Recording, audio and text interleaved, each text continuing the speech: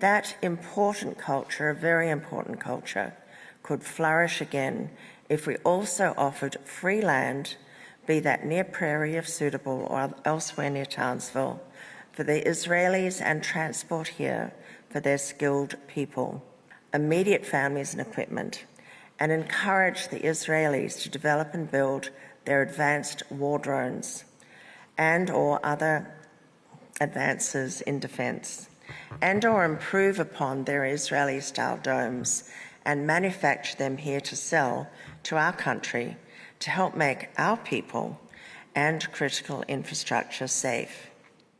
How about no?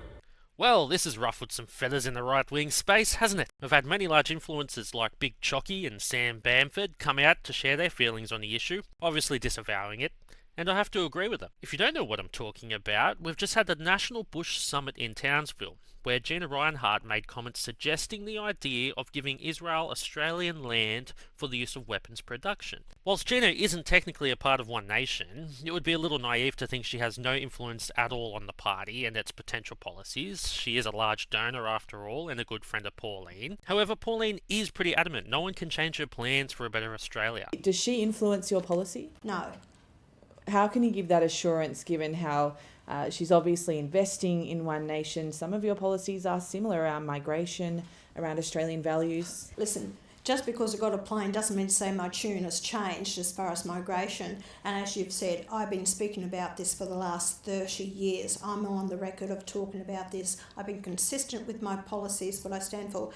Does she give policy advice? She puts forward some policies like everyone else. I had the gas industry here today as well. I've had a lawyer about family law. So I'm talking to all people, which I have done for years, about policy. Why shouldn't she talk to me about policy? No one changes my vision, what I have for Australia, what I want to do.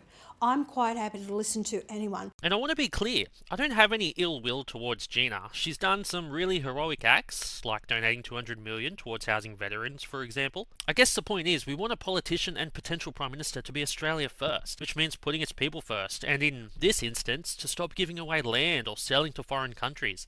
I mean, just look at China, for example, which owns approximately close to 8 million hectares in Australian agricultural land. Now, obviously, Pauline didn't say this herself, and it isn't a One Nation policy, but it reflects on One Nation due to Gina's close association with the party. People are voting for One Nation because they want Australia back. I'll finish this by saying this isn't going to discourage me from voting One Nation. They still are the best option we have in restoring this country, in my opinion. Anyway, let me know your opinion down below, like, subscribe, and I'll see you in the next one.